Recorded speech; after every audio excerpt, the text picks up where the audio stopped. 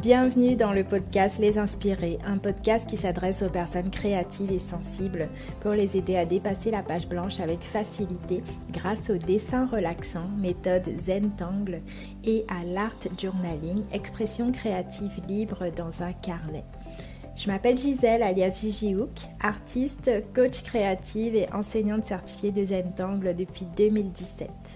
Le Podcaston, c'est le premier rassemblement caritatif des podcasts francophones propulsés par Altrui. Nous vous remercions de soutenir les associations qui seront mises en avant pendant cet événement.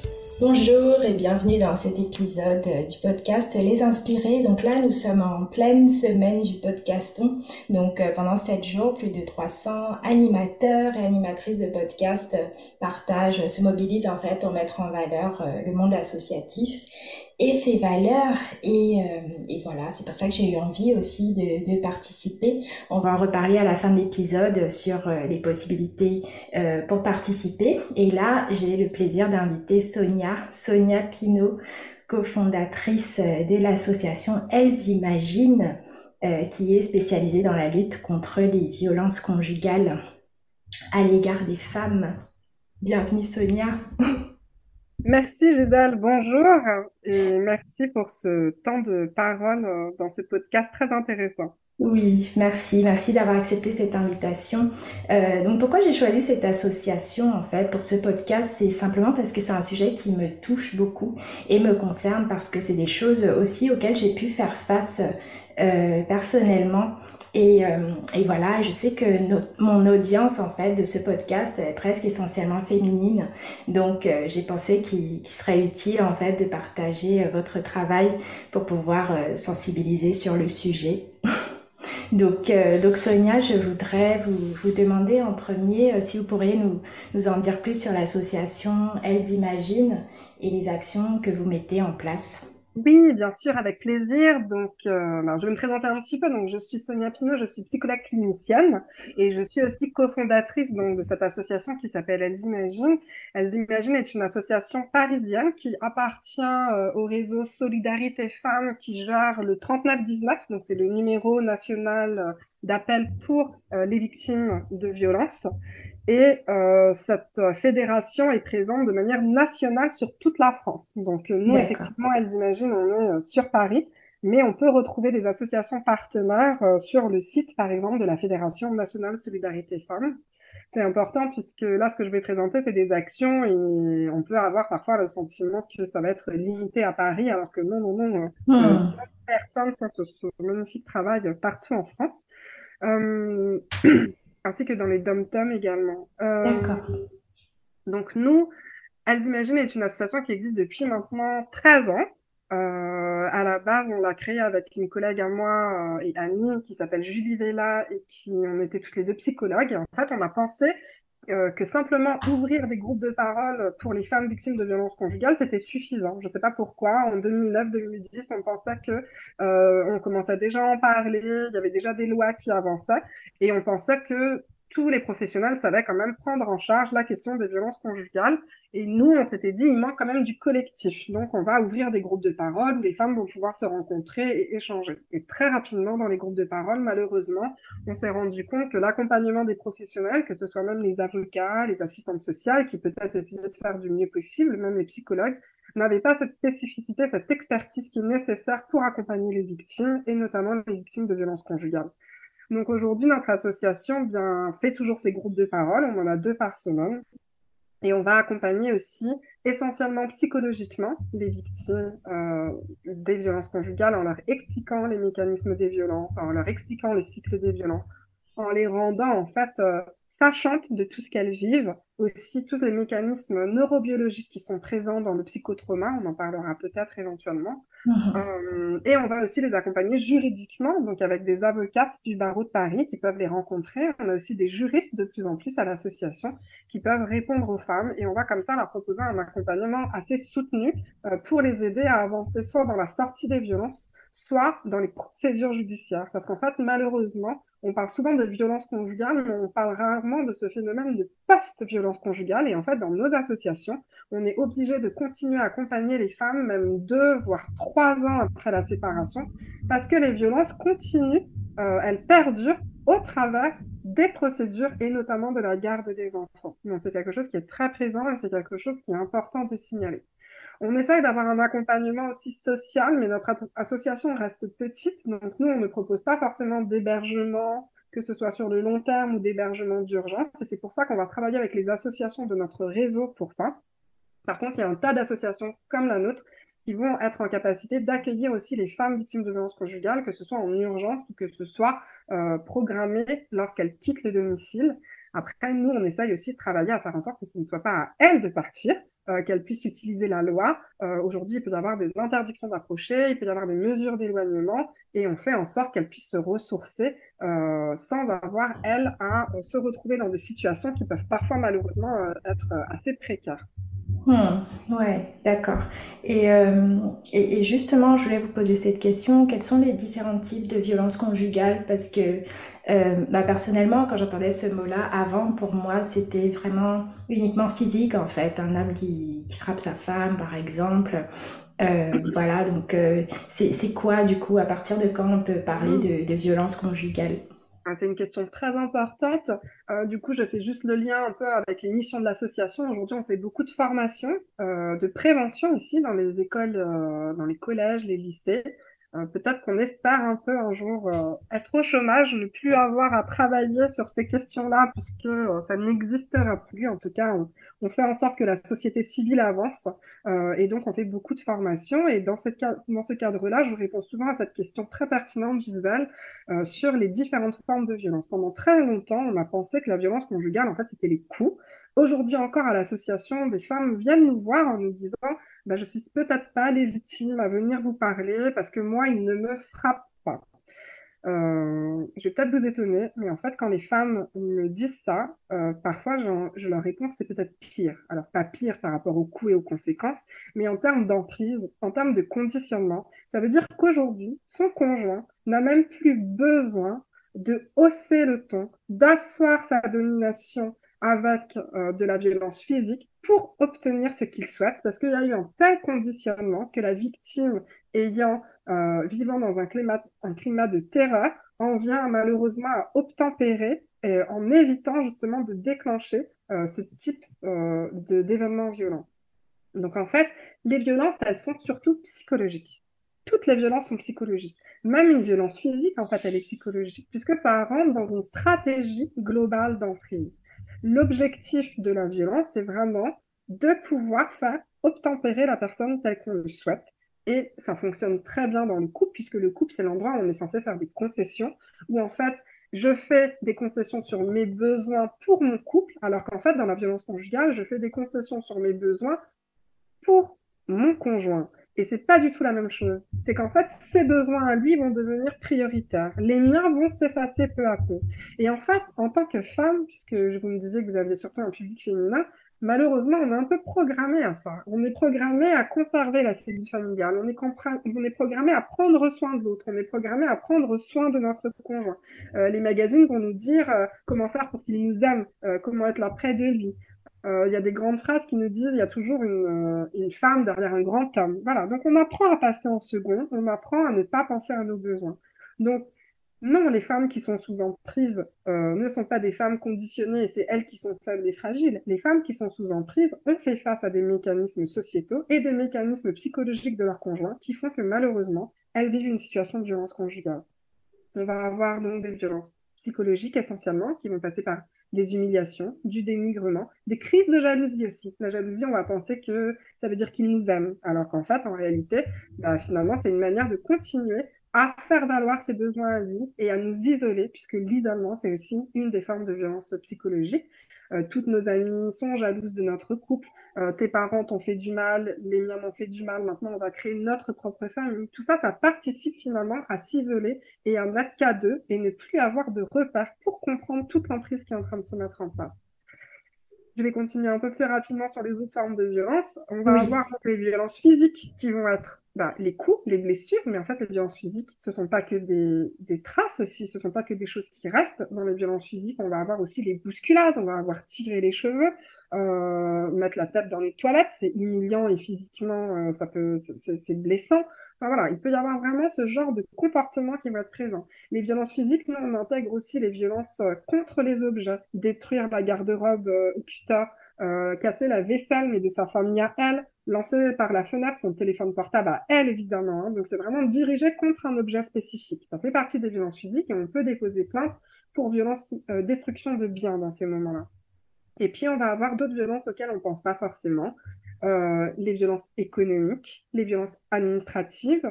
Les violences économiques, ça va être effectivement, finalement, faire en sorte de recevoir même le salaire de sa compagne. Les violences administratives, c'est la réquisition du passeport, des titres de séjour. Parfois, en plus, ça peut être grave dans des situations où on ne va pas être soi-même française et on va avoir du chantage comme ça à la résidence en France. Nous, on intègre aussi les violences verbales pour les différencier un peu des violences psychologiques, parce que finalement, les violences verbales, il peut y avoir des preuves. Ça peut être des messages vocaux, ça peut être des SMS, ça peut être des mails, ça peut être les voisins qui entendent crier, ce genre de choses.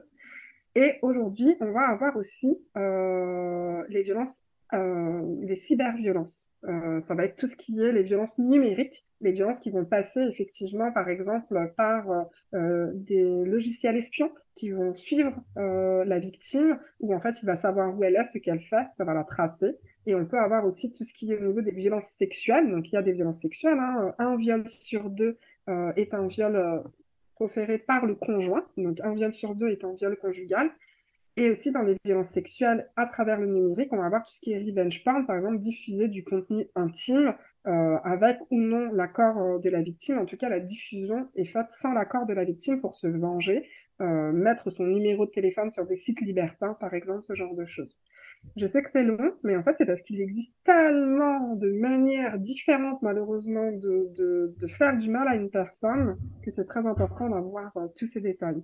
Ouais, ouais, carrément. Merci en tout cas pour toutes ces informations. C'est vrai qu'on n'y pense pas forcément. Et je me demandais justement quelles sont... déjà d'une, est-ce que on peut être victime de violences conjugales sans en être consciente? Et quels sont les signes, les premiers signes qui doivent alerter? Oui, alors malheureusement, on est souvent victime de violences conjugales sans en être consciente, puisque on va se dire soi-même que ce sont des disputes, que les disputes font partie du couple, que même l'entourage va avoir tendance à nous dire bah oui, mais il faut que toi aussi tu fasses attention, que encore une fois, parfois en tant que femme, on va souvent nous dire que c'est normal qu'un homme soit agressif, c'est comme ça les hommes, il s'est énervé, qu'est-ce que tu as fait pour le pousser à bout? Donc en fait, souvent, la responsabilisation de la victime est déjà présente par l'entourage, mais la victime elle-même va avoir tendance aussi à chercher des excuses à son conjoint. C'est pas de sa faute, il est énervé par le travail, il a eu une enfance difficile, ça marche très bien. Hein. Vraiment, souvent, on va justement se dire, ah bah oui, non mais avec mon amour, je vais le guérir, je vais le soigner, ça va aller mieux, tout va mieux se passer. Et donc, en fait, on en vient à accepter des comportements, mais qui sont en fait sont de la violence. Et les premiers signes, comment commencer à les entendre, justement, c'est tout ça. C'est déjà quand finalement on ne se sent, on doit tout le temps essayer de justifier le comportement de quelqu'un, quand on a l'impression de toujours devoir faire passer ses besoins à lui en priorité, quand on a le sentiment que finalement ce qui me fait plaisir à moi va pas lui faire plaisir à lui, quelqu'un qui ne prend pas soin de votre épanouissement et vous avez l'impression finalement c'est toujours centré sur lui, sur ses intérêts, qu'il va avoir justement même les crises de jalousie. La jalousie, c'est pas une preuve d'amour, hein, on ne se sent pas bien après une scène de jalousie, hein, c'est plutôt une preuve de possessivité. Et puis bien entendu, les cris, les humiliations, les violences physiques, et c'est surtout si c'est régulier. Parce qu'après, il y a ce fameux cycle de la violence qui nous fait comprendre que c'est quelque chose qui revient continuellement, puisque la personne s'excuse pour ce qui s'est passé cette fois-là, mais en réalité, ça va revenir après. Et quand on écoute bien, ce ne sont pas des excuses, ce sont des justifications. La justification, c'est finalement de dire, oui, mais toi aussi, il faut pas me chercher quand j'ai passé une mauvaise journée. Et donc ça, ce n'est pas une excuse. Et justement, à ce moment-là, la victime, elle va continuer à se rendre responsable en se disant, Ah ben voilà, il faut peut-être que je fasse attention quand il a passé une mauvaise journée à pas faire un repas qu'il aime pas, par exemple. Déjà, elle est sympa de faire le repas, hein, notons-le. Mais finalement, ce qui va se passer, c'est que la victime va venir, elle, modifier son comportement pour ne pas créer des disputes. Ça doit être un indicateur. D'accord. Et justement, vous avez parlé de différentes choses, différents exemples qui peuvent être vraiment très différents. Par exemple, vous avez parlé du dénigrement, le fait d'isoler l'autre, les disputes. Euh, Est-ce que tout ça, ça peut être pris à part? C'est-à-dire que dans une vie conjugale, par exemple, s'il y a du dénigrement régulier, un dénigrement verbal, par exemple, est-ce que c'est déjà considéré comme une violence conjugale? Alors oui, il y a un très bon outil qui existe, que vous pouvez aussi retrouver sur Internet, qui s'appelle le violentomètre. Ce qui est très bien fait dans le violentomètre, c'est que vous avez toute la partie verte avec des exemples qui viennent dire bah, qu'est-ce que c'est qu'une relation épanouissante. Donc par exemple, un des exemples dans la partie verte du violentomètre, ça va être et heureux quand je me sens épanouie. Donc déjà, effectivement, c'est quelqu'un qui apprécie et qui nous soutient dans nos choix, dans nos désirs. Donc ça, c'est vraiment une relation épanouissante. Et puis après, on va avoir toute la zone orange. Et donc là, ça peut peut-être un peu répondre à cette question, Gisèle, c'est-à-dire la limite un petit peu. Est-ce que forcément tout est toujours de la violence conjugale? Orange, finalement, ça veut dire vigilance. Donc, s'il y a quelqu'un qui a tendance quand même à nous dénigrer, à nous humilier en nous disant c'est pour ton bien, mais qui aurait que ça, qui n'aurait rien d'autre, on va quand même être vigilant. On va quand même faire attention à justement ne pas céder sur ses demandes, à essayer aussi de voir s'il est capable de se questionner sur ce dénigrement. Est-ce qu'il est capable d'entendre mon ressenti? Est-ce qu'il peut se rendre compte qu'il me blesse à chaque fois? Et est-ce que surtout il s'améliore? Est-ce qu'il fait ce qu'il faut? Est-ce qu'il va voir un psy? Est-ce qu'il me propose une thérapie de couple? Est-ce que il a conscience de ça? Comment il s'en excuse? Est-ce qu'il me rend responsable du dénigrement ou est-ce qu'il peut dire qu'effectivement, c'est quelque chose qu'il a tendance à faire et qu'il aimerait changer? Vous voyez, en fait, l'attitude de la personne quand on lui en parle va être différente. Hmm. Et à l'inverse, s'il ne m'entend même pas et qu'il a tendance à me dire que je suis vraiment sensible, que vraiment les filles, vous en faites pour rien du tout avec vos blabla, nous les mecs, on est comme ça, on dit ce qu'on pense, on est franc, et qu'en fait, il ne prend même pas en considération mon besoin, c'est quand même plutôt mauvais signe. Ça veut dire qu'en fait, il ne peut même pas entendre qu'en étant en couple, il doit lui aussi faire des concessions sur son comportement et faire en sorte de ne pas me blesser, surtout s'il veut que ça dure. Et puis après, dans le violentomètre, on va avoir aussi la partie rouge. Et là, dans le rouge, on va vraiment être sur contrôle de tes sorties, tisane de ta famille, et puis avec les violences physiques, les violences sexuelles, enfin ce genre de choses. Mais la partie orange, justement, bah, c'est celle à laquelle on doit beaucoup faire attention, parce que malheureusement, c'est souvent le début dans une relation. Et aujourd'hui, les auteurs de violence ont tendance à ne plus frapper, et c'est tant mieux d'une certaine manière, mais c'est parce qu'en fait, ils ont peur des conséquences sur eux. Notamment en France, la violence physique, elle est quand même punie par la loi. Aujourd'hui, si une victime dénonce des violences physiques, il y a des conséquences. Et donc, les auteurs de violence vont peut-être plutôt mimer la violence. Ils vont faire semblant de mettre un coup de poing. Ils vont le mettre dans le mur. En tout cas, ils vont pas forcément poser un acte qui peut avoir des conséquences sur eux. Et donc ça, il faut l'avoir en tête parce que souvent, on reste un peu plus dans le orange en réalité, et c'est bien de la violence conjugale que dans des cases un peu plus rouges qui vont vraiment signaler finalement le danger. D'accord? Le rouge du violentomètre, c'est vraiment le danger. C'est peut-être même le moment où il faut contacter la police, une association et se protéger. Super, merci beaucoup Sonia pour tous ces détails. Et je me demandais, qu'est-ce que vous donneriez comme conseil en fait à une femme qui fait face à toute ou l'une de ces violences dont on a parlé? Quelle serait la première action à faire? Par exemple, vous avez parlé du violentomètre, merci, je ne connaissais pas du tout cet outil. Est-ce qu'il y a d'autres choses justement à mettre en place assez rapidement?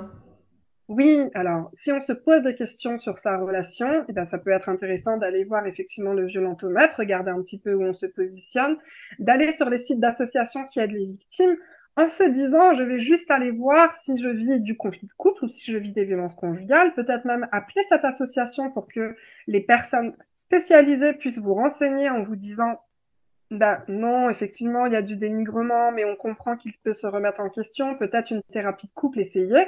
Et si jamais ça fonctionne pas, vous pouvez revenir nous voir si vous avez l'impression que ça s'aggrave. Ou éventuellement, qui vous dit, non, là, tout ce que vous me décrivez, c'est vraiment déjà des violences. Ça serait bien que vous veniez nous rencontrer. Et les associations sont parfaitement capables de vous accompagner. Et en plus, les associations accompagnent sur ce à quoi vous êtes prête. On peut commencer juste en rencontrant une psychologue qui va vous aider à comprendre qu'est-ce qui se passe dans cette relation, comment vous pouvez faire les choses, un groupe de parole où vous rencontrez d'autres femmes qui vivent ça. Et puis après, si vous êtes prête, ça peut même être rencontrer une juriste, voire une avocate pour réfléchir à la séparation ou à un dépôt de plainte. Il y a des associations qui vont inciter peut-être parfois un peu plus au dépôt de plainte si surtout vous êtes en danger. D'autres vont un peu respecter ce que vous êtes prête à faire. Il y a des associations qui vont pouvoir même vous protéger, même si vous n'avez pas déposé plainte et vous acceptez en urgence pour une nuit, une semaine, voire plus longtemps. En tout cas, il y a vraiment différentes possibilités.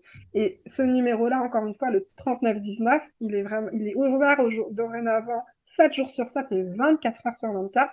Et donc là, vous avez vraiment des écoutantes, que ce soit des psychologues, des juristes, des éducatrices spécialisées, des assistantes sociales qui vous répondent et qui vont vous conseiller et ensuite vous donner l'adresse de l'association la plus proche de chez vous ou de votre travail, parce que des fois, on n'a pas forcément envie d'aller à côté de chez soi, ou de la permanence en mairie parce que parfois dans la ruralité, c'est important finalement de ne pas être identifié. Voilà, en tout cas du lieu dans lequel vous pourriez rencontrer une personne qui vous donne des informations. Mais en fait, mon premier conseil, c'est informez-vous. Et le deuxième, ce serait peut-être parlez-en à quelqu'un, une personne proche en qui vous avez confiance.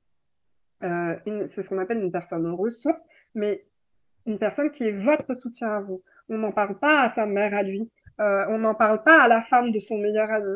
On en parle peut-être à notre amie, à qui on parle plus depuis 2 ans, parce qu'elle avait bien compris qu'il y avait quelque chose de pas normal dans notre relation et qu'elle nous a dit, bah, moi, en fait, là, je peux plus venir chez toi, je peux plus supporter de te voir comme ça. Bah, c'est peut-être l'occasion de renouer du lien avec elle pour lui dire que effectivement, elle avait peut-être senti quelque chose et qu'aujourd'hui, vous avez besoin de comprendre un petit peu ce qu'elle a vu que vous n'aviez pas vu, discuter un petit peu, une collègue qui vous soutient, qui ne le connaît pas. C'est important de ne pas discuter avec des personnes qui le connaissent aussi, parce qu'en fait, les gens vont toujours avoir tendance à essayer de peser le pour et le contre, alors que vous, ce que vous avez besoin, c'est de quelqu'un qui vous écoute vous, qui vous comprend vous, et qui identifie que ce que vous vivez est peut-être grave et vous met peut-être même en danger. Hmm. D'accord. Merci Sonia pour tous ces conseils. Et comment peut-on soutenir votre association? Oui, merci de poser cette question. C'est vrai, on est une petite association. Donc, d'ailleurs, justement, pour s'informer, sur notre site internet, donc www.ellesimagine au pluriel toutattaché.fr, vous trouvez des articles, que ce soit sur les différentes formes de violence conjugale que j'ai pu expliquer, que ce soit aussi sur les procédures judiciaires. Vous avez aussi des coordonnées, pour trouver d'autres associations. Et vous avez aussi, ça c'est important, un endroit où vous pouvez quitter le site si jamais vous voulez pas qu'on voit que vous étiez en train de regarder. Donc en cliquant sur vite, je quitte ce site, ça vous met sur une page de météo. Et comme ça, finalement, on n'est pas censé savoir que vous étiez en train de regarder cette information. Peut-être l'effacer dans l'historique en revanche ensuite si vous cachez un petit peu vos recherches. Et puis, il y a un endroit où il y a je fais un don. Donc, vous pouvez soit adhérer, soit faire un don à l'association. Et c'est déduit fiscalement. Donc, là, pour l'année 2023, vous recevez déjà, c'est sur la plateforme Helloasso, et vous recevez directement votre reçu fiscal pour une défiscalisation et nos remerciements les plus chaleureux, bien entendu, et surtout pour toutes les femmes qu'on accompagne. Super, ben je vais de toute façon mettre le lien de votre site dans les notes de cet épisode. Et voilà, et puis bah, pour les personnes qui l'ont écouté, vous pouvez aussi visiter, apparemment pour le podcaston, vous pouvez visiter le site je vais y arriver. www.podcaston.org où là vous pourrez voir plein d'autres associations aussi et d'épisodes. Et là, ça sera aussi l'occasion, vous avez aussi la possibilité en fait de faire une promesse de don pour l'association Elles Imaginent directement, pareil, sur ce site-là, assez facilement. Donc, on compte sur vous. Et puis, merci encore, Sonia, pour ces informations vraiment très utiles et bravo, surtout aussi pour tout ce travail d'aide que vous mettez en place. Merci Gisèle et merci à vous de valoriser et de mettre en avant notre association pour cet événement. C'est vraiment un honneur d'avoir participé. Merci, à bientôt. Au revoir.